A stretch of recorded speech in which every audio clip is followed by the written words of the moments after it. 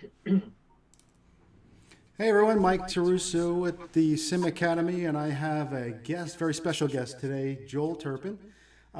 He is an FAA master pilot.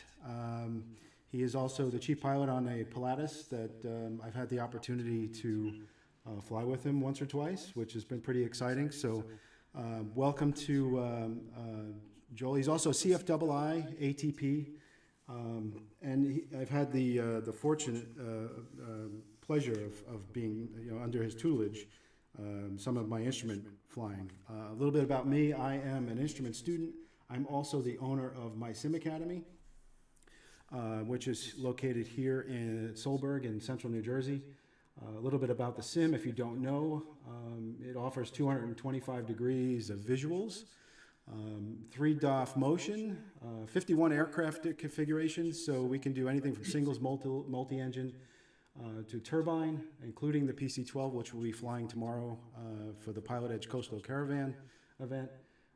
We have the G1000 and the GNS 530.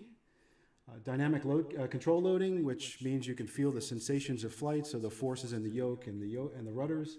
And we are also PilotEdge and ForeFlight enabled. So you can bring your iPad down and you can follow along just like you would in the airplane. You'll actually see, while you're on PilotEdge, you'll actually see the other airplanes on the screen just like you would with ADS-B in the airplane with the Stratus.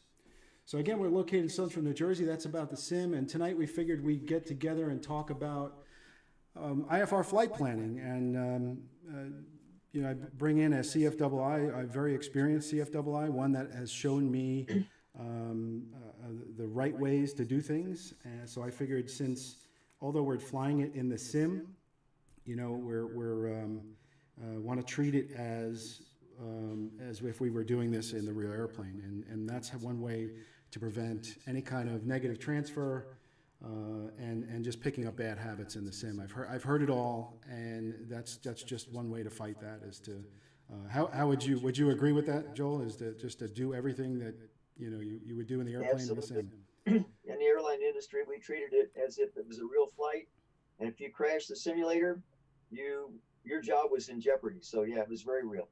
And the one thing I take away from your video in the back, and I'm sure people at home can see this, is the 737-200 dashboard, or the instrument panel above your head there.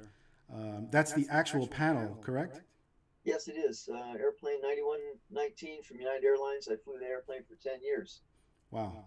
I've actually seen it in person, that instrument panel. It's pretty awesome sight to see it, and it's pretty unique thing to have. So it's just really cool to see. What's nice about it is you look at that and you look at our technology today, and it gives you a real perspective on and appreciate what we have today versus what we had back in the 60s and 70s and 80s. Right, right, right. Yeah, no doubt. So just a little bit. I know we have an hour, and it's kind of tough to go through all of this stuff in an hour, but hopefully we'll cover everything. If people want to stick around after the hour, they're more than welcome to. We'll try to get through it in the hour, though. But the purpose of this is to flight plan for tomorrow's PilotEdge Coastal Caravan flight, and go through your 15 questions that you've taught me in asking yourself for every instrument flight and preparing for an instrument flight. So a little bit about the PilotEdge Coastal Caravan event. They have a predetermined route already, so we're going to go through that in a minute. I think this slide is out of order here, but so tomorrow, just so everyone knows, if you're flying on the event, you can file VFR or IFR. We intend on flying IFR.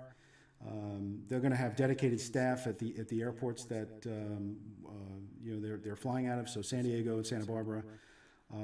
Real live staffing levels, separate controllers for ground, tower, and clearance. So it's going to be a pretty cool event, simulating real world levels of aircraft. So one of the key things in these events, if you're familiar with them, don't call up for clearance prior to the event start. Starts at 4 p.m. Pacific time, 7 p.m. Eastern. Start time is not wheels up, so relax. We're going to have some fun during the event. Select the appropriate route for your aircraft type, and we're going to be flying the Pilatus tomorrow, so we're going to fly Type Q. You'll see that in a minute. If you're using Vulkan, the new Vulkan graphics engine, They're saying not to use Vulcan because you're going to want to see all those aircraft on the screen, and Vulcan is not ready yet. PilotEdge is not ready for the Vulcan. It works, but you just can't see the other aircraft on the screen like you can without Vulcan. And to speed things along, just like all the other events, when you call for clearance, you're going to read back your squawk code only, not the full readback, and then just have fun. So that's I like these PilotEdge events. It keeps me sharp, and it's just fun to hear all the other people on the network. So the tools we're going to use today is flightplan.com, forflight.com, some index cards, which I'm going to show you here in a minute. All of this stuff has been taught to me by Joel. The index cards, incidentally, I've used for VFR flight before the iPads came around. But I've also learned from Joel here that and it's eye-opening that sometimes the technology does just simply might not work. So why fumble for stuff in the aircraft, especially on an instrument flight, if you're breaking out of clouds and you need a frequency or whatnot? You want to have everything at your fingertips, and these cards actually help. Sure. And then you're going to have. I'm sorry. On your knee board right there, so you can look at them. Right. And then we're going to, you would have your pilot operating handbook for your fuel burn and whatnot. We're going to allow Flight Plan to do this for us, and we have the aircraft configuration in there. And the Pilatus burns how much fuel an hour? 500 pounds an hour. It's about 75 or 80 gallons an hour. Yeah, that's a lot of fuel. 30 gallons an hour at idle. Wow. And taxi, 30 at idle, 40 for taxi, or is it 50 for taxi? I forgot what it was. This is 50 pounds generally for taxi out. This is an average. Right. And I know typically we're in like a 172, we're talking, gallons, but in we get into the Pilatuses and the advanced aircraft, we're talking pounds, right? Right. Turbine airplanes, pounds. Right. Okay. So the 15 questions we're going to ask ourselves today, and you should be asking yourself on every flight, are on the screen here. And the first one we're going to go over is what will my route? What route will I file? And that route has been predetermined already. So PilotEdge has these routes. I'm just going to put the screen back.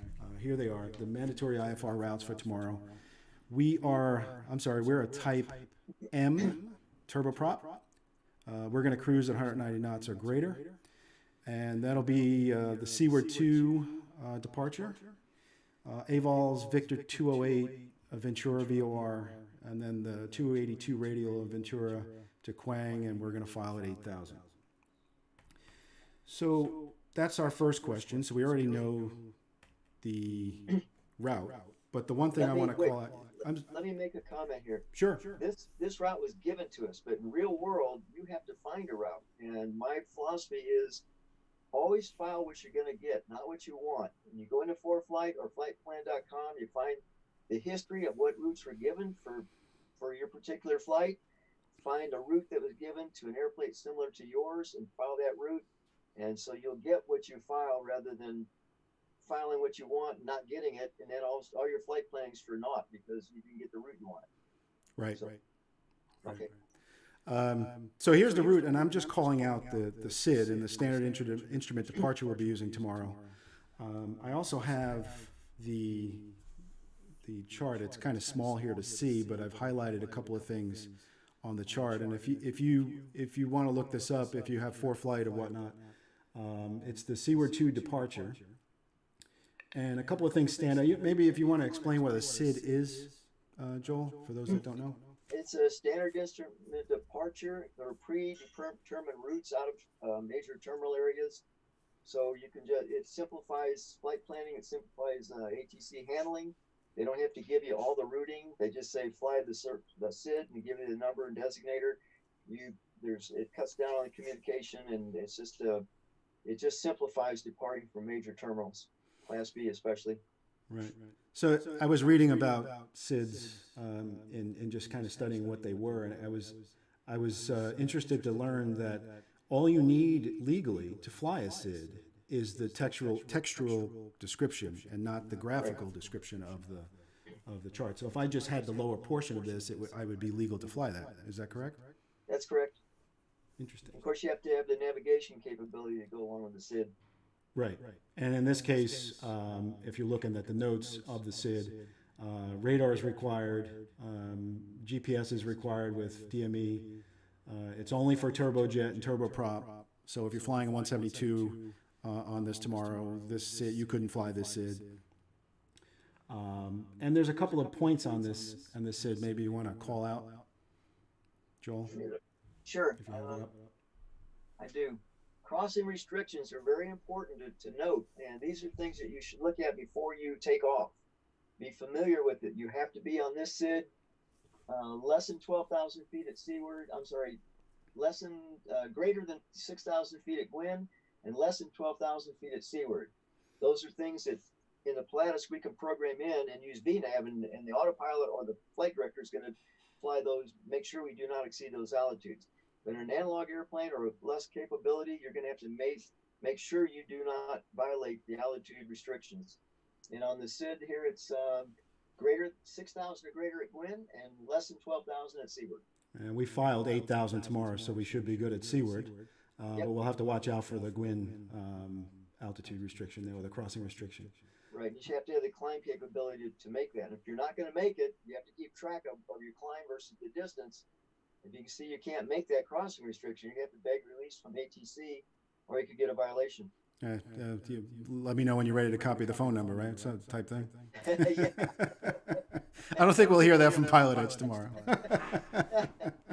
But I guess the point is that we want to treat this as if we were in the airplane. So be fearful of busting that crossing restriction. So we'll make it. And we're about just, your PC-12 is more advanced. It's the NG. It's the glass, the Honeywell system. But we're flying in the analogs tomorrow. The sim only has the analogs for the PC-12. So okay, no problem. We can do it manually. Yep. But the point is, keep track of the distance to the fix and your altitude and your climb rate. Right. And if you can see that you're not going to make that SID, you're going to have to tell the controller way early and beg relief, and hopefully he'll give it to you. Right. Okay. And I can't make it. I think hopefully we'll be okay tomorrow. Oh, well, Pilatus will be okay. Yeah. So those are the SIDs. That's the route. So we're moving on to question 2.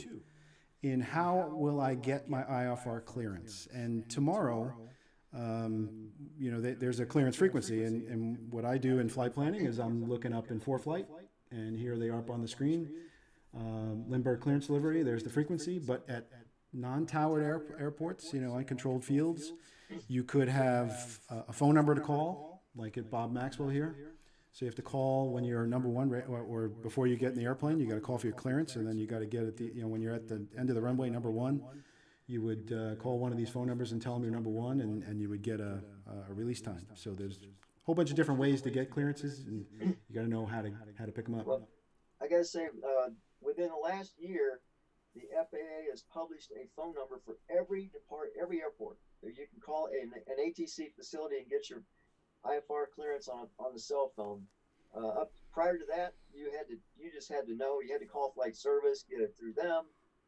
But this is really nice now. There's always a phone number at uncontrolled fields for you to call some facility in the center, approach control, or whoever, and get your IFR clearance and not go through flight service. That was the first time I did it, when we went to Carroll County. But I was actually surprised that they have on the frequency. You can key up the mic 4 times, and it actually dials the phone number over the radio, like pilot control lighting, but it's pilot control clearance. It was pretty cool. Let me put a quick comment on getting your IFR clearance. Sure. My personal philosophy is I get the IFR clearance on the cell phone before I even get in the airplane. You can call the ATC either on the phone and get your clearance and get in your airplane and load that clearance, which you're actually going to fly, into your navigator before you start your engine. Then when you get to the end of the runway to a non-controlled field, call and get your IFR release. 2 different things. Clearance and release are 2 different things. You don't have to get them all at once. In my airplane, when I'm sitting there burning 30 gallons an hour at idle, I don't want to have to call and get my route and sit there and load that route into my navigator and then get the release when I can get the route before I even start my engine. Right, good point. You don't want to burn fuel when you don't have to, especially in those big airplanes. Especially when that Hobbs meter's running. That too. You don't care about the fuel. We don't think about that in the 172 because we're only paying by Hobbs. We don't care about the fuel, but the Hobbs meter is our fuel, right? So if if you can get your clearance, your routing before starting the engine and load it into your navigator, taxi out the end of the runway before you take off. You can't take off to get an IFR release. Right. And then all that you do is call and say, I'm number one, I need an IFR release. And he'll give you a release time, a void time, if not off by time, and who to call and all that stuff. But you're not going to sit there and load a route like the kind of routes I fly and maybe 10, 15 waypoints. That's a lot of loading. Absolutely. Absolutely. Okay, so we'll move on to question 3. What runway will I depart from? And typically that's, you have to watch the weather. I would think we have to watch the weather. If it's an uncontrolled field, the obstacle departure procedures may dictate which runway you can depart from. The good case in that was I was flying on PilotEdge out in the North Washington area. I forget which airport it was, but I noticed that one of the runways, runway 8, said that the departure, there was an obstacle, and you couldn't use runway 8 for departure for an IFR flight. And I missed it, and I departed runway 8. So this is why I like PilotEdge, because they called me out on it. They called me out on the departure and say you missed it up, an ODP. It's also a lesson in doing pre-flight planning, sitting down and looking at every detail of your flight before you crank that engine, and then you're never surprised. The whole idea of flight planning, and my philosophy is flight plan progressively. In other words, be aggressive, know everything. If you have to dig for information while you're flying the airplane that you could have known before takeoff, or if you are surprised by something like Mike just was, then you need to sit down and do your homework. And that's really important. The more homework you do, the easier the flight is, the fewer chances you'll make a mistake. I absolutely was taken by surprise, and I actually reset the sim. You can't do that in the airplane, and I told the controller that I was going to reset and do it again. And then I did a little more planning, departed, and I actually told him, I said, well, this looks a little better. And he said, indeed it did. So it was a good learning experience for me. Yeah, it is. I mean, hey, the best way to learn is by making mistakes. Right, absolutely. But the best place to make the mistakes is in the sim. In the simulator. If you're going to do it, make it in the simulator. So tomorrow, I would expect to leave from runway 27 at San Diego because, I haven't looked at the, we'll do that in a minute, but I haven't looked at the TAF just yet for tomorrow. But I think yesterday when I looked at it, winds were favoring the west, so 27. Well, having flown in and out of San Diego for 15 years, it was always 27. I mean, almost never do we take off on 9. Orlando, I think I landed on 9 twice in 15 years. So it'll be 27. Okay. So we'll plan for 27. And moving on to question 4, and bringing up the ODP again. Is there an ODP for that runway? ODP standing for Obstacle Departure Procedure, and those are only for uncontrolled fields, is that right? Well, yes. You don't need to fly an ODP at a controlled field where radar is in use, because they will give you heading and altitude instructions that will keep you away from the obstacles. And if you happen to fly one without telling a controller in a control field that you're going to do it, of course you can get in trouble. The whole idea is when you're departing from an uncontrolled field, especially at night, fly that ODP, whatever it tells you to do, climb this runway heading, do this, clear that altitude, and obey it. And at one point I wrote an article. I don't know if anybody's watching and subscribes to Cessna Owner or Piper Owner magazine. I write for them, been writing for them for about 5 years. I wrote an article about VFR flight planning, and one of the points I make in there is VFR pilots need to fly an ODP at night. You depart at night and there's mountains around and you don't know there's an ODP, you can get a control flight into the terrain. And I explain how VFR pilots that are not instrument rated can find an ODP, and we can go over that sometime. Good point. And on the screen in the slide here, I have what an ODP looks like. And incidentally, it's from Solberg. So here at N51 in New Jersey, there's the ODPs for all the different runways here. We're only using 402. The reason step 1 that what runway they park on from is because you use the runway and then you see if there's an ODP for that runway. That's why you need to know what runway, so you see if there's an ODP for that runway. Right, and the case going back that where a mistake I made, I picked runway 8. And then I never checked the ODP, but the ODP said it wasn't authorized for departure for an IFR flight. So I couldn't use it. Hey, good learning. Yeah, no doubt. So Question 5, what altitude should I file? And on the screen here, I have the ForeFlight image of the altitude advisor. This is pretty good. It shows you the headwinds and estimated time en route based on the headwinds and your fuel burn. If you have your profile, your aircraft profile loaded Right, into that's flightplan.com, not ForeFlight. This one on screen is from ForeFlight, but Oh, it is? yeah, the flightplan.com also has it, and I'll show you that in a minute. The next slide actually has flightplan.com on it. Oh yeah, I'm too far ahead. Go ahead. Yeah. So tomorrow we're flying 8,000 because that's the route they want us to file and the altitude they want us to file for a turbine. Looks like a 2-knot headwind and about an hour and 1 minute en route. We'll burn about 561 gallons of fuel. But there's some other things we should look at with winds if we were filing this in real world. What altitude would you pick based on what you see here on the screen? Well, on flightplan.com, they select an altitude for you, which they think is optimum. And then you look at the fuel burn time, and you look at the other altitudes above it and below it, and you decide, do I really want to fly what flightplan.com suggested, or do I want another one? But you can see the time and fuel burn. They give you like 5 different altitudes, and you look and find out which one's good for you. I usually accept the one they suggest, but not always. Right. So that's the 5. And question 6, the slide here. This is the altitude selections from flightplan.com. And I have the 8,000 foot box highlighted here. And question 6 is, what time will I arrive at my destination? And I like flightplan.com. I also like ForeFlight for different things. So they all have their positives. They all do what they do well. For this, I like flightplan.com, and it's showing a 55-minute flight at 248 knot total airspeed and a fuel burn of 539 pounds. So we should arrive, if we depart, we figure the event starts at 7 p.m. Eastern. I'm gonna plan on a 7:20 departure, just because there's so many people on the network, and getting your word in edgewise is going to be tough. I figure a 20-minute delay on the ground, so we'll figure the 7:20 departure. So maybe an 8:15 arrival at. Okay, so you have to convert that to Zulu because the weather's in Zulu. Right. So that's plus what, or 7. plus 7. Yeah. So it'd be 0300 if I did the math right. Okay.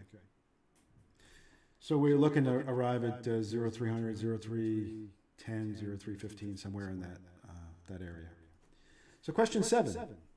What is the destination weather forecast? And then this sample is ForeFlight again. These are the TAFs. May not be for tomorrow. This screenshot was from yesterday. And I'll show you in a moment. I'll bring up the web browser. We can go through the actual flight planning of this stuff, and you can see it in action. We'll see what the weather will look like for tomorrow. Is it ForeFlight is what you use, Joel, for planning? I use ForeFlight for weather. I use flightplan.com for altitudes, flight planning, and routing. And I use ForeFlight for weather, NOTAMs, everything else. Gotcha. Airport information, data cards. Gotcha. There's a sequence for why we do things. Why number 1, 2, 3. That's a sequence of events. One step leads to the next step. For example, what time are you going to arrive? Well, you got to know what time you're going to arrive so you can look at your weather and see what the forecast is. So the next step is where you need an alternate. It's all in order. Right. And the other thing is you really need somehow to be able to convert local time to Zulu time, like we just did. Right. And just a little while ago, I changed my computer time here. It was in Zulu time because the computer I'm using for all this is my home sim. So I have that in Zulu time, and I just changed it back to Eastern time. So I lost my Zulu conversion, my easy Zulu conversion.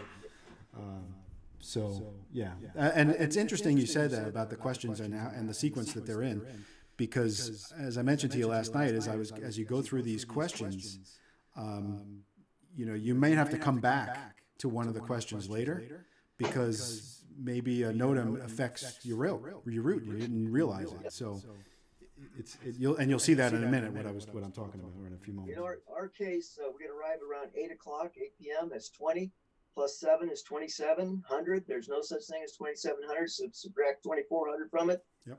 0300 Zulu is when we're going to arrive in that time frame. Gotcha. And that's where you look for your weather. I should mention, just for everyone's sake, that those of you that are watching, there is a chat window here. So if you have any questions whatsoever for Joel, feel free to put them in the chat, and we'll address them towards the end of the program here. So question 8. Will I need to file? Question 7. We got to go back and see what's the weather going to be when we land in Santa Barbara at 0300. Destination weather forecast. Is this for both? Did I miss it? Is this question? We're on question 7. Right. What is the weather? What's the weather going to be? So we have to look. Hold on, let me bring up the. So from 24, from 0100 to 0800 Zulu, it's going to be 350 at 12 gusts at 20, greater than 6 miles, sky clear. Okay. That's our arrival weather. That tells us what runway we're going to get. That tells us whether we need an alternate. So the questions were in a sequence. So you just go through the questions and one will answer the next one. Gotcha. Okay, go ahead. Number 8. Question 8. Will I need to file an IFR alternate? And based on what the weather at the arrival tomorrow, or 1 hour before and 1 hour after, we should not need an alternate. But it's good to file one anyway, isn't it? I do. I file an alternate. It's personal choice because many things can cause an airport. Many things can cause you to divert besides weather. Low fuel, power failure at the airport, an aircraft on the runway that's disabled. And if you don't plan for the extra fuel and the airport, you can't land at the airport for whatever reason other than weather, then you wouldn't be able to go anywhere. So you got to have the extra fuel, plan an alternate. It's all part of planning, flight planning proactively, playing what if. And then good captains, good pilots play what if. What if it's a one runway airport? Or some like San Diego, it's a one runway airport. What if I can't land? Where am I going to go if I don't have enough fuel to go to an alternate? So yeah, we'll plan an alternate. Okay. And it also forces you to carry a little extra fuel. Oh, yeah. And I think the next slide calls out the fuel requirements, if I remember correctly. So the 3-2-1 rule, or the 1-2-3 rule, 3 miles visibility, 2,000 foot ceilings, and 1 hour before to 1 hour after your ETA requires an alternate. So we look at the TAF, and 1 hour before, it's going to be 240 at 12, gust at 240 12, skies clear. 1 hour after, we don't need an alternate. Right. But we'll file one anyway, just to be safe. Sure. Just to have the fuel in case. And there's requirements for those alternate airports, as I'm showing on the screen, right? Maybe we can disseminate what a precision approach is and what a non-precision approach is for those that don't know. Okay, a precision approach. There's the definition of precision approach. You have to have ground-based signal. If you can fly an LPV approach to 200 feet, but it's not a precision approach. It's non-precision. So even if your airport that you're flying as an alternate has an LPV, it's still a non-precision approach. You need 802. The only way you need 602 is an ILS. Right. So if but there's no ILS arriving into San Diego, Santa Barbara tomorrow. I think we were going to Santa Barbara. Yeah, but that's not our alternate. That's their destination. Right. So and it's visual tomorrow. It will probably get visual anyway, but who knows? So on the screen we have the alternate airport minimum requirements as per FAR 91-169. If your alternate has a precision approach, non-precision approach, or no instrument approaches. Yes, you can file IFR to an airport that does not have an instrument approach, but one of the requirements is that you must file an alternate regardless of the weather. Right. And your minimums are MEA if the airport is under an airway, MEA, minimum vectoring altitude, or a minimum en route altitude. That's your minimums. I just recently did that. I just recently filed IFR to an airport that didn't have an approach, and I couldn't get in because the weather was too bad. But I did all that. I filed an alternate, and I needed it. Right. Number 9, the question: what is the minimum fuel required? I have on the screen the alternate or the minimum fuel requirements for IFR, VFR day, and VFR night. So for IFR, you need enough fuel to reach your destination, then to your alternate, plus 45 minutes. And then VFR day and VFR night on the screen. This will be IFR flight tomorrow, so we'll be under those rules. Now I'm going to bring something to your attention. You're flying a 172 that burns like 8 gallons an hour. 30 minutes is 4 gallons. That's 2 gallons in each wing. You really want to do that? You got to put that in perspective. 30 minutes. If you go by the rule, you would get to your destination with 4 gallons of fuel legally. So keep in perspective. Right. I like to leave the ground with full tanks. And it's just my preference in the 172, whether it's VFR or not. Hey, I like to leave the ground in like full. they say, Mike, the only time you have too much fuel is when you're on fire. Yes, no doubt. I like full tanks. I like it coming out of the vent port as I'm taxiing. I like to see that.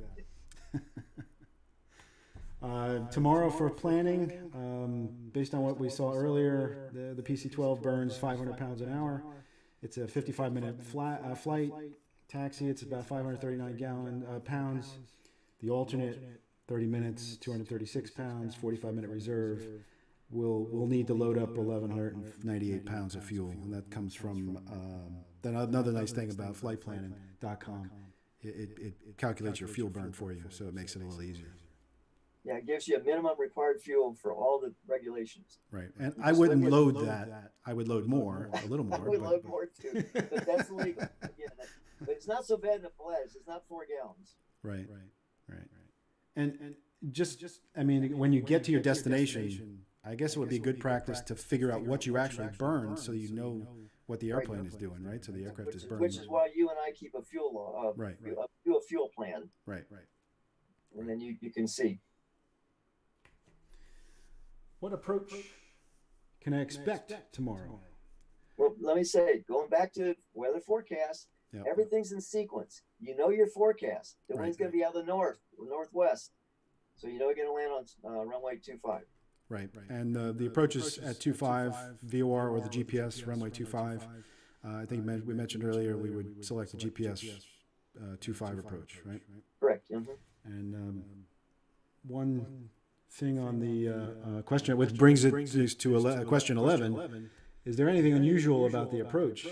Okay, there it is in sequence. The TAF, you know the winds, you know what runway you're going to use, you know what approach you're going to shoot. So now we can go take it from there. Right.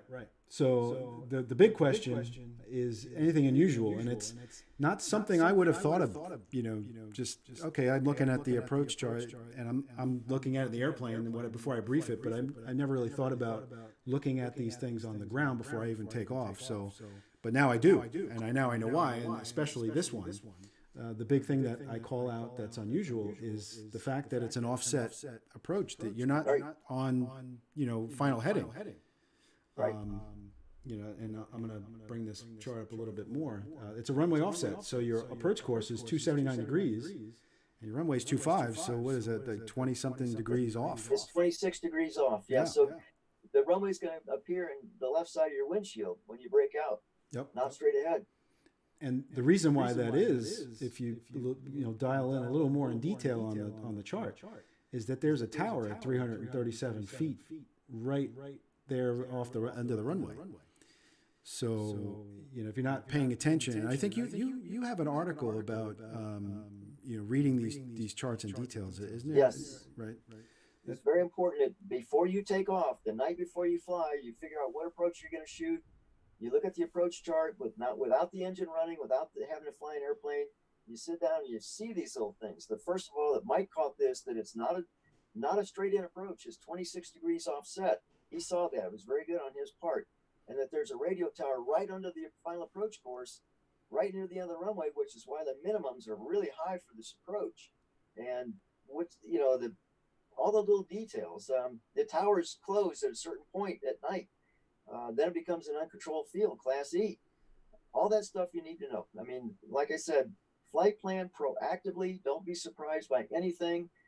Have everything you need to know about the airport and the flight on the data card, the 3x5 index card. The ODP's there, everything's there. Pattern altitude, there's right traffic to a runway there. All this stuff you need to know before you even board the airplane. Right, great points. And then the last thing that I've noticed, in just looking and studying this chart, is that there's tons of elevation to the north there. So if you shoot right past that and you don't break out, you'd eventually just go right into terrain at some point, right? So you got to keep an eye on that terrain as well. And you mentioned last night when and I didn't catch it, but you're over water for this approach, right? I mean, some of it's over water. Most of the flight is over water, long ways offshore for the majority of the flight. So you got to have at least life vests, flotation stuff. Right. Be safe. How many 172s have a life vest and stuff in it? I don't know if I'd go over water that far out in a 172. Yeah, 170. I would not flight plan this route when a 172. I don't mind being over water in a turbine-powered single-engine airplane because turbine engines just don't quit, and there's a lot of performance capability. And besides, we're equipped for water landing anyway. Right. Good points. Question 12: Are there any NOTAMs for my departure and arrival airport that will affect my flight? I have the NOTAMs from San Diego and Santa Barbara on the screen. And this goes back to my comment earlier about how questions later on in the list may affect routing, in the beginning when you select your route. If this was a flight in a 172, we couldn't use this if we were just doing it by VOR navigation because the Ventura VOR is out of service. Correct. Very good. Good catch on your part. So, but tomorrow we're an advanced aircraft. We're doing GPS, so we can still fly this route. Right. I wrote an article for the Cessna and Piper magazines a while back on VFR flight planning, and I sat down and I said I'm going to fly from one airport to the next, and I'm going to do my research. So I pulled up the NOTAMs for my arrival airport, and it had one runway 725, and it was closed. Had I taken off and not done the homework, I'd have gotten there. I couldn't land. I mean, you really have got to do good flight planning, and I knew the runway was closed. I knew the airport was closed before so I elected to go somewhere else. Of course, it was all, an exercise in flight planning. I didn't actually make the flight. But the point is, had you just taken off and winged it, you'd have got there and there would be two yellow X's on the runways. You couldn't have landed. And then what do you do? And then if maybe it's VFR, it wouldn't be so stressful. And what if you got there with 30 minutes of fuel legally? Where are you going to go? And you got an airport that's wherever far from you. This is a good reason to number one, always file an alternate and have the fuel to go to that alternate just in case. You just play what if. Good captains play what if. Bad captains play I hope not. And that's the difference in approaching flight planning and flying. Play what if. What if I can't land? I got the fuel to go somewhere else. Or you can take on and go, gee, I hope the airport's open. Because I only got 30 minutes of fuel when I get there. The one thing I could tell you that I've started to do since training for instrument rating has been to not only plan instrument flights in detail, but the VFR flights as well. Yes, absolutely. And I never really took that approach. Like, you're just going to take the airplane up. You're going to go for $100 hamburger. You're going to go to Cherry Ridge or wherever. I did some planning, but then I didn't realize that I'd have a problem finding the airport. I told you about that story about going to Cherry Ridge, and I had a hard time finding the airport. There's a big mountain or hill at the end of the runway 36 there, and I couldn't see the end of the runway. I couldn't see it. Saw it on the GPS, couldn't see it there. But if I did more homework, I would have likely knew that. Google Maps. I was training a guy who I was trying to raise his professionalism, but he just didn't want to do that. He didn't want to raise his professionalism up to higher level, and so we're going to plan an IFR flight to Reading, Pennsylvania. And the night before, I did my homework, and I knew the ILS from runway 13 was out of service, and he was supposed to do the flight planning too, because I trained him just like I'm training Mike. And we got down there, and the controller says, "What approach you want?" And he says, "I like the ILS 13." And the controller says, "It's noted out of service for the last month." And the guy was embarrassed, but anyway. It Flight plan proactively.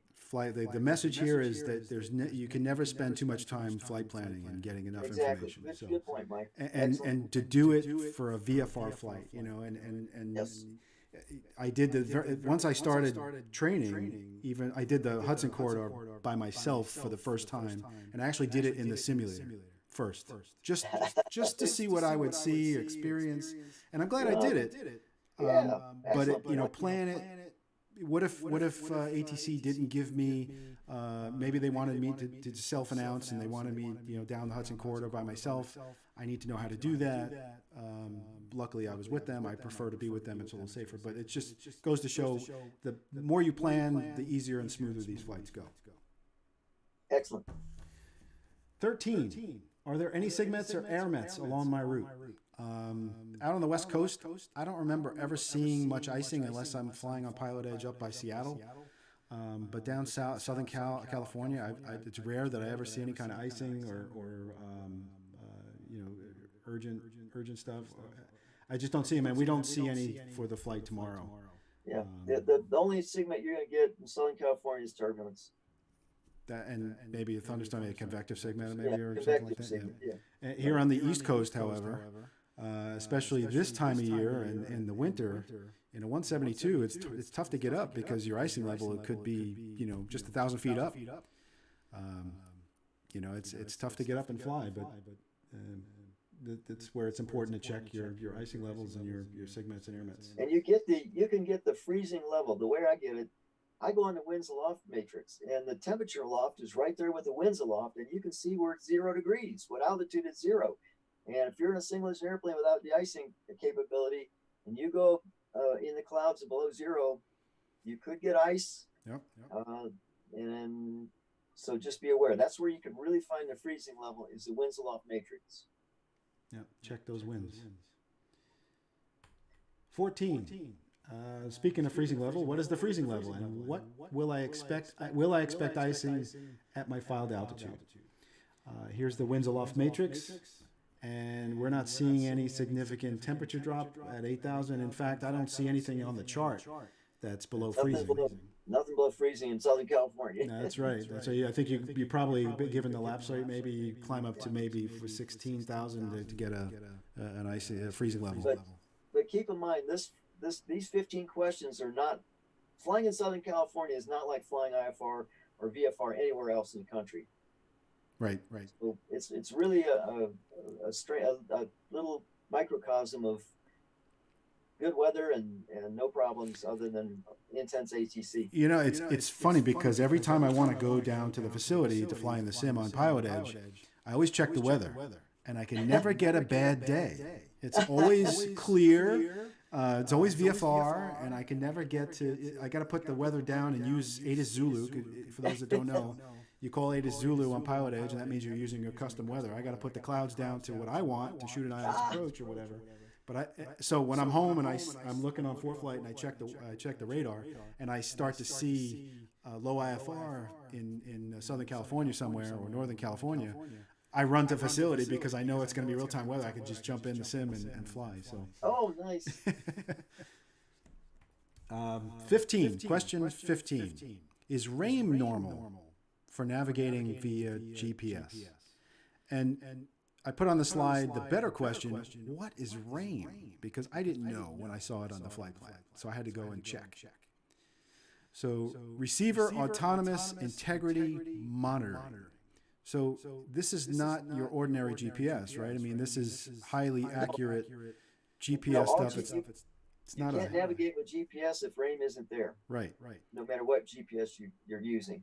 So RAIM is that system that monitors the GPS to make sure that it is fully available and available to pilots to navigate via GPS. Right, and the whole thing is there's, I think, 6 satellites that have to be in a certain position in order for you to navigate using GPS. And if one or more of those satellites is not in the correct position, or it's not working, the RAIM's not going to be there, and you're going to have to navigate with old steam gauges. Right. You're going to have to fly VORs in your airplane, which scares the hell out of me in a Pilatus. I do it once in a while, but I know that the government they jam GPS, like they do GPS Yep. tests. They jam, so they're doing jamming exercises. I see it in the southern, eastern part of the Right. country, sometimes I was West Coast. coming back from Key West, and they were jamming it, and I had to fly, I think, between two fixes using VORs, and then it was back. So Yeah. but I already knew that. Right. I knew it was going to be out before I took off, because I did my homework, because I flight plan proactively and not reactively. Do they put those GPS jamming things in the NOTAMs, or is Yes. it just they do? No, it's in the NOTAMs. Yeah. Okay, So it's in the NOTAMs, and also the rain was not green. Right. The rain was red. Gotcha. So if there's a problem with rain, it's going to be red, not green. Gotcha. On flightplan.com. I don't know what it looks like on ForeFlight. I don't remember seeing that on ForeFlight. The first time I've ever saw it was when we did a flight plan on flightplan.com. So that's another reason why I like flightplan.com. So what RAIM looks like in flightplan.com is on the screen. It's just a GPS RAIM in green with a green checkbox telling you that RAIM is good for your route of flight and the times that you're going. So given all that, do you think we're ready to fly? Right? I mean, could we just go out and fly now that we've answered our 15 questions? Well, Joel? there's more to it. This is just IFR flight plan. Then there's weight and balance. There's runway takeoff performance. There's all, things like that. But that's not part of what we're doing. Right. So my things that comes to mind, I'm not ready to fly yet. I want to get my updated weather brief an hour before we go. So tomorrow I'll do a brief. Those data cards that you mentioned, I have a couple here. I'll show them to you on the screen. Here they are. Here's the finished flight plan from flightplan.com. I print these out, highlight those areas on the screen that you see. This way, I know quickly. I can refer to them quickly if in the aircraft. And the data cards for Santa Barbara, we have the ones for San Diego. I just didn't put them in the slide. I didn't have time to put them in the slide. But on these cards is all the frequencies, right traffic, all of the nitty-gritty details for those airports, even the obstacle departure procedures. So and look at that. No night takeoff and landing on 15 left or 33. You're going to get in the airport and not know that? And you're going to try and land on 15. The tower's closed. It's certain. I think it's 0 something. I can't remember the hours. It's the middle of the night. But you get there at the middle of the night, and the wind's out of the southeast. You can land on 15 or 30 on runway 15. Can't do that. Right. Get hurt. Yep. You get killed real bad hitting those mountains out there. No doubt. And I mean, technology fails, right? Everyone lately is relying on these iPads, and they could fail. So if you're looking for a frequency or something that you just didn't realize, you're going to fumble with an iPad while you're going around or tracking a fix or whatever. At least if you have the data card, you have it right there in front of you. The data cards, flying single pilot. Now in the Pilatus, it's really intense to fly single pilot, but it's certified single pilot. The technology and just managing everything, and in Class B airspace especially, is a lot to do. Single pilot IFR in a Cessna 172 is a lot of work, and you don't have the time, especially when you're in the weather. You're IMC, and you want to know what the ATIS frequency is. Where are you going to get that? You got to pull up the approach chart and look at it. Why you distract yourself when you look down on your knee board and there it is? Right. You could have written that down the night before. Single pilot IFR is really a handful, and from 172 to the Pilatus. And the more organized you are, the more prepared you are, the more data you have right there at your fingertips, the easier it's going to be, and the more time you can concentrate on flying the airplane. And in the time that you can create them, these are reusable, so you can use them again if you're going to go to that same airport. So you collect them, and you just got to check the NOTAMs and check the ODPs that they didn't change. But for the most part, these things, you don't have to spend 30 minutes filling these things out all the time. Just got to correct them. I have a whole collection of them because I go to the same places all the time. Right. And single pilot in any airplane I know is overloading. I in a 2-hour instrument training session in a 172 with an instructor, I need a nap. I really do. I mean, just focused on looking at gauges and the scan and multitasking, and sometimes you're doing 3 or 4 different things at the same time, trying to stay ahead of the airplane. It's tiring. It's very tiring. Sometimes the technology is work intensive, where like I made a comment the other day. I can't remember if I told Mike. I think I told Mike. We got cleared direct to a fix that wasn't on our route. It took 8 steps to go direct to that fix in the Pilatus. Right. And the days of center the needle and turn the airplane are over.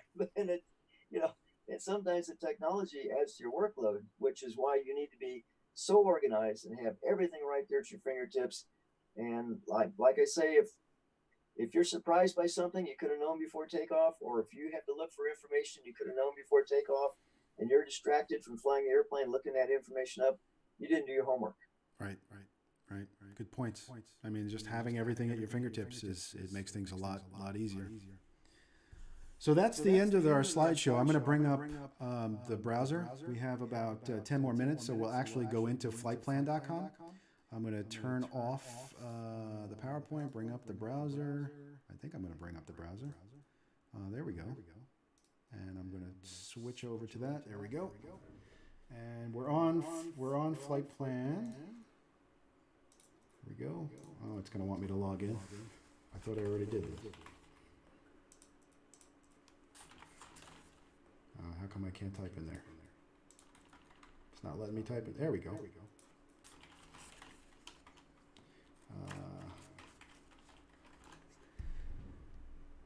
So this is a free service, I should mention. And if you're flying in the sim, don't file the flight plans in here. Don't in ForeFlight. If you think you can file your flight plan in the sim and ForeFlight, don't do it. So this is just for reference. So I have these 2 flights in here already. Because I'm going to do the out and back tomorrow. So we're going to leave from San Diego to Santa Barbara. So that's this one here. So I would click on Create Flight Plan. In this case, I'm going to modify it. It's going to bring up the same screen. So are we flying back tomorrow? I might fly back. I don't think I might. I'm going to go to the same place, but we'll see. I don't know. Okay. So tomorrow, San Diego to Santa Barbara. I'm just using the Pilatus because I have the Pilatus in there anyway. The NG. I'm just going to use the same profile. And here's me. The altitude. Based on your route. So here's the route here, and it was interesting to know that the route is actually a tech route. Yes, it's a tech route. Absolutely. It's a tech route. Tower control. Yeah, and those tech routes are low altitude, tower en route controlled routes or predetermined around busy airspace like the Class Bravo at LA. So it's typically lower than 10,000 feet, and you never get with center. You're always with TRACON, right? Approach control, right. If you look at the route to Santa Barbara on your iPad, if you dial in, put in all the waypoints, you'll see if we go way out west of runway 25 left and right at LAX. We're way out over the ocean. We're only at 8,000 feet. Departure's off at 25 left and 24 right at LAX will be above you, and you're out of their way. That's why tower en route and the mandatory routes that they give you are there. Right. And they actually have the tech route here. The Seaward 2, Seaward Avals, Victor 208. That's the route that we were assigned tomorrow, and it's our nav is required. It's the Sandpeith 36R, and it's showing for if jets were flying this, they'd be at 10,000 turboprops at 8,000. So I'm going to select that, put that in there, and then click on the nav log, and you'll see in a second what we were just talking about. Here's our winds aloft charts. Gives you 4 different options. The second one is the one we've selected at 8,000. We're showing now 53 minutes instead of 55 minutes, so it's two. It's every time you log on, it updates the winds. Yep. Everything's updated. If you log off, log back on an hour later, you got new winds. Right. So I'll check this again tomorrow before the flight to get a more accurate arrival time. 248 knots total airspeed, and we're burning 522 pounds of fuel. It's true airspeed. True airspeed, right. And there was one other thing I wanted to show, the route map. So you can see, as we were just talking, it's taking us out west, and we're actually bringing us over. That's not Catalina, is it? Yeah, it is. Oh, it is. Catalina. Yeah. Yes, sir. Okay. So we're going to go right over the top of Catalina, and then this is the LA area right here. So we're going around LA, and then back inbound, and then into Santa Barbara. Look how far off the beach we are from LAX runways 24, 25, and 24. Yep. Yeah. They take us way out there. Yeah, Tell you what, I wouldn't be comfortable in a 172 out there. there's a lot of great whites out there swimming around just looking for lunch. Well, they do it. The 172 they do it Yeah. because they go to Santa Catalina. Josh from Aviation 101.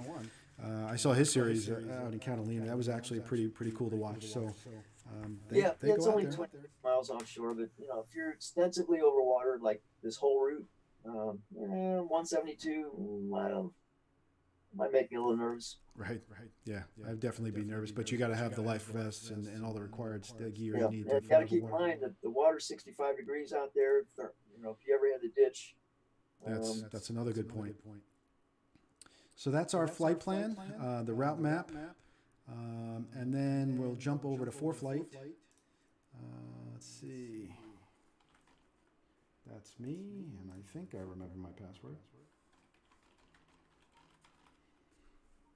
Let's see if that was it. Yeah, that was it. Under flights, here's my San Diego to Santa Barbara. I already have it in there. We picked Meadows Field as our alternate. The date is tomorrow, 4 p.m., but we're going to change this just for accuracy, 4:20. We're using the PC-12 performance profile, and our route is in here. And we're going to get rid of that. And let me see if I can zoom in on this route. Here's where you make your airport data card, right on the airports tab, in ForeFlight. Yep, here are all the frequencies, all your approach charts, your departure charts. And if I go into all, there's the alternate minimums. What else we look for in here? Takeoff minimums. So here's our takeoff minimum chart. And it's not easy to find these airports in here because sometimes they're by the town that they're in and not by the airport name. Correct. So it's hard to find them. So you just have to go in here and find, like here in Avalon. I would have never known that Catalina was in Avalon. I'd be looking for Catalina. Yeah. Under C. Yeah. Just one point on this chart. The only reason we're going on takeoff minimums is find the obstacle departure procedure. We don't have any takeoff minimums, Part 91. Right. So you're only going in the takeoff minimums to find the ODP. That's where you find the ODP. But takeoff minimums don't apply to us. Gotcha. Yep. What else here? So, briefing. So I can come in here and get my briefing tomorrow. We can do one now. See what it says. And it's coming up. Here we go. Active during passing time. So we have a temporary flight restriction. Disneyland. We're not going to be anywhere near Disneyland. Runway 927 is closed Saturday from 0700 to 1200. Don't have to worry about this. I mean, we're checking these to keep it real world, but the PilotEdge is not following these NOTAMs. So, but if we were in real life, we need to pay attention to these. So I'm still going to brief them. And what time is 0700 Zulu local? 07. It's midnight, right? 7 hours. Yeah. You really got to be kind of fluent with converting Zulu to local and local to Zulu because so many things that you look at for flight planning are in Zulu. And what time are you going to take off? Local. Right. We don't take off on Zulu time. We tell our passengers, hey, we're taking off at 4 o'clock. I've always been good at military time, being in the Air Force years ago, but I'm horrible at Zulu time, at Universal time. I have an article just for you. I'll send it to you. How to do it. I will read it, just like all your other articles. But it's really important if you're an IFR pilot, instrument rated pilot, and you're flying IFR to be able to do these conversions because you get an EFC. Let's say you're in a holding pattern. Your EFC is 2230. And you look at your watch. How long am I going to be holding here? You kind of need to know that. Good point. I'm going to have to study up and get better at Zulu time. Oh, look in your email tonight. I'll send it to you. I will do. So our surface analysis chart shows our fronts. Looks like a low pressure system out there. No front, but nice weather. I don't see anything. Hey, it never rains in Southern California. That's true. That's true. So everything's showing VFR right now. Obviously, this is current stuff. This isn't tomorrow. But we'll get the forecast in a minute. So we'll look at the TAF. Where are the TAFs? There they are. So tomorrow Zulu time. Here we go. We gotta do the Zulu conversion for tomorrow, right? Yep. So this is current. This is the time we're going. It actually does it for you. 15:07 should be what 23:20. 23:20. Yeah. Here Right. it is. It calls it out right here. I do those conversions because I flew for the airlines for so many years. Yep. We had to do the conversions. I gotta maybe index cards. And you know what really throws me off is when the time change, because now it's -7, but it could be minus 8 or whatever it is. So I used to make the flight from New York to Istanbul, Turkey, and in summertime it's 7 hours difference, and of course you take off, you look down, your estimate, your landing time on your computer is in Zulu, right. But you have to convert that to local to tell the passengers we're landing at some, and I would do that math, and I would hold my breath, make the announcement, ladies and gentlemen, we're landing at 1:22, time in Istanbul, and I hang up the thing and ding, a flight. You mean 12:22? It's the old shot. Yeah. Oh, anyway. boy. It's pretty easy, and when you only got 3 time zones on some days, it's pretty easy. Right. So tomorrow at 23:20, 280 at 8, light winds. Right. We got better than 6 mile visibility. Skies are clear. And then an hour before and after, we're looking good. Remember, that's only for alternates. Right. We don't care Right. Hour before. That's only for alternate. What's our alternate? Bakersfield? Meadows? No, it was Meadowsfield. Is that Bakersfield? Maybe. BFL? BFL, that's Bakersfield. Yeah. What's the weather there? That's where you need to do the one and plus or minus. What's the weather going to be there tomorrow? Let's see if they have on the TAF here. Bakersfield. Here it is, right here. So you have to do the math. Okay, we're going to get an hour to our destination, and then 30 minutes down to Bakersfield. So an hour and a half. You kind of have to say, what time am I going to be in Bakersfield? Then you do the plus or minus. So it'd be 23:20 plus 30. Wait, no, 23:20 plus the hour. An hour, 24, 00:30. 00:30 plus 30, and that's 30 to 0100. 0100.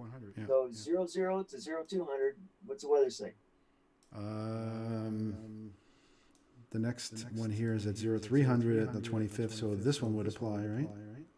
Right. Oh, that's interesting. What is this? So 220 at 5, sky conditions 6 mile, better than 6 miles, and a few clouds at flight level 250. Perfect. Good. So no alternate required, but we'll file it anyway. No, that's your alternate. You are looking for alternate. So right. You need the 802 and the 602, which obviously you have. Got it. Wind chart. This is new. I haven't seen this in flight in ForeFlight, but I guess it's just showing you. I don't know if this is wind speed or I don't know what these numbers represent. I know what the objects represent. I don't know what these numbers represent. I can't see it, so. Yeah, there's some numbers. I'll send you the screenshot after this. Okay. What it looks like. Are those all the numbers before you actually get to the TAF? No, they have this new wind chart. It's basically showing you. Yeah, it's basically showing you, longe and lat, and then the wind barbs. Right. The length of the wind barbs and the branches that come off of them. But then there's a +9, a +10, +11. Maybe if somebody knows. That's your ISA temperature at loft. Oh, okay. There you go. Standard atmosphere +9, so it's 9 degrees warmer than standard at that, whatever that altitude is. Gotcha. That makes sense. Mm-hmm. So that's that. And plus, temperature deviation for a piston-powered airplane, not a big deal. Big deal for jets, but not a big deal for piston. Right. And then our winds aloft table at 8,000 feet. At all the fixes, it looks like light winds really.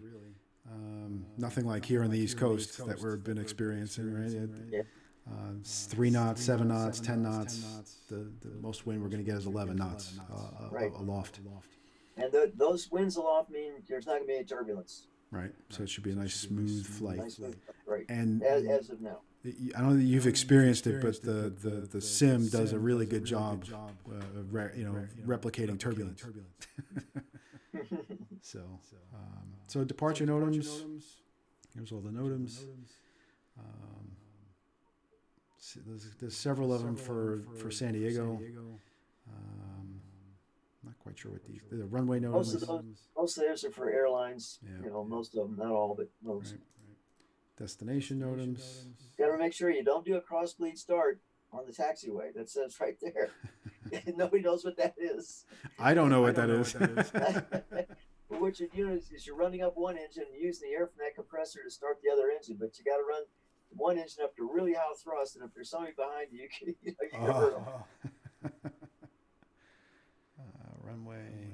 Runway lighting NOTAMs. Then there's an alternate NOTAM for the alternate, for obstruction, en route NOTAMs, Van Nuys, ILS. Yeah, nothing that would affect our flight. Nothing there. Nothing there. Nothing. Are you still in the airports tab? I can be. Okay, go back to that. One place that I always look, and that is under, of course, I check NOTAMs, I check weather, I check all that stuff, frequencies, but comments tab. You find a lot of good things in the comments tab that you won't see anywhere else. Let's see if I can So I always make sure I check the comments tab. Comments. Where are the comments? Oh, you gotta be in flight plan. I'm sorry, ForeFlight. Yeah, I'm in ForeFlight. Airports, and then look at comments. It's up above. Let me see. I see taxi diagram, NOTAMs, TFR. No, you're not in the airports tab. Airports tab. I thought I was. Oh, no.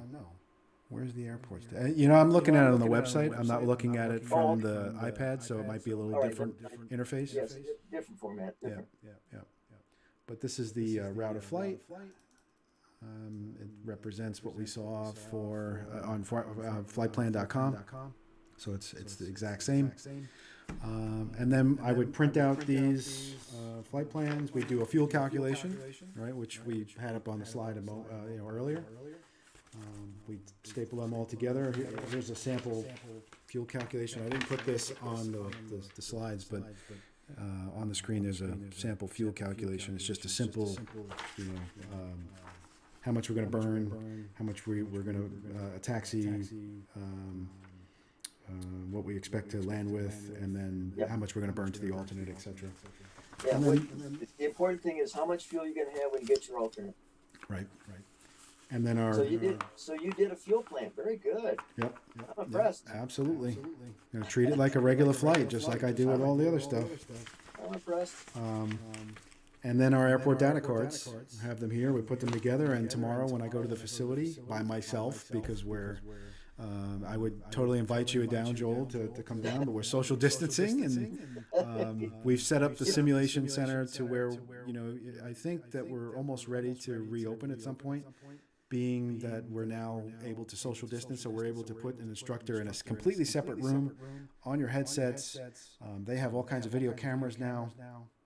They can control the simulator while the student is in the sim in a completely different room, and you could still do dual instruction, which is really cool. So while we're social distancing and staying safe, so we're hoping that maybe May 1st, somewhere in that area, we'll be able to reopen under the federal guidelines as essential businesses. So I would never think of opening without that, and I think we're going to need that in the future. To where we need the social distance for a little while, but it is what it is, and hopefully everyone's staying healthy and away and home and whatnot. So, Mike, are we doing a chat? Are people gonna? I did offer for them to put in the chat. I haven't gotten any questions. So there's two reasons for that. Either we bored them into submission. Could be. Or they're not listening to us. So and that's fine. I mean, this will be recorded. People can watch this later. I think there's a lot of good information here. The main takeaway for me is that you can never plan too much for your flight. Right? You can never learn too much. Do not fly reactively. Correct. I use an example of taxiing out, start your engine in uncontrolled field, taxiing out, IFR, and you go, oh, who do I call for my IFR clearance? Let me look. That's reactively. You have a lot of great stories, and a lot of great articles, and the one that stood out was the icing story that I Yes, read. in the 172. Yeah, yeah, yeah. Yeah, you get caught in freezing rain in 172, and you got to shoot an approach. Yeah, that'll test your character. I had the fear in me. As I'm reading, I wanted more, and I felt like I was in the airplane. I was like, what do I do? I would never thought of what you thought of. I'm not going to ruin it for everybody else who wants to read the article, but Can you post it online? I can. I'll put it on our Facebook page, a link to it, Okay. to our website. For those of you who are listening, it was 1972. I was a 22-year-old college student. I got my inspiration 6 months ago, but there hadn't been any IFR weather, and I lived in Springfield, Missouri. And my first IFR cross country, where I'd actually be in the weather the whole way, and a massive outbreak of freezing rain in the Midwest, totally unforecast. And I was in the warm air above the freezing rain, because you have to have a temperature inversion for freezing rain. I was in a warm air above it in rain and IMC, but below me was freezing rain, and I had to deal with it. So it's an interesting read, and I'll post the link on our website, www.mysimacademy.com. Take a look at it, take a read. There's actually 3 other articles on the website that Joel has written, and then every month we post a new one from his chronicles there. It's really interesting read. If you want to read the article, it looks a little long. The story is called "Trial by Ice: The School of Hard Knocks." The School of Hard Knocks, because I learned a lot that day. I took a lot of hard knocks that day. I was only a 1,200-hour brand new instrument pilot, but I learned a lot. But when you read the story, it's not really so much about weather. It's about being pilot in command and the responsibility you have as PIC, and that when you're in a life-threatening, dire emergency, trying to stay legal is not something you need to do. You'll kill yourself trying to stay, and there's no shortage of people who are in a dire, life-threatening emergency and kill themselves trying to stay legal. Right. Well, at 22 years old, I already knew, hey, you know what? I got to do some stuff here that's going to violate the FARs. However, I've declared an emergency, so there are no FARs, and I did what I had to do, completely out of whack, but it saved my life. But had I been so regimented that I followed the rules perfectly, I'd have died. So you got to know when to dance, when to do it by the book, when to dance. I learned that day, and when you read the article, think about the mistakes I made and what I did to atone for them, and that I was very flexible in what I had to do to save my life and my 3 passengers' lives. And I was able to deviate from the FARs, from the AIM, even the airplane flight manual, and I lived. Here I am, so many years later. Right. So, well, we're glad. I'm glad you're here, and I'm sure that everyone else is glad you're here too. So, but that story definitely put the fear in me. I felt the fear as I'm reading the story. So I'm going to post that. Everyone can go out there and take a look. And is your email address on there? How can people get in touch with you?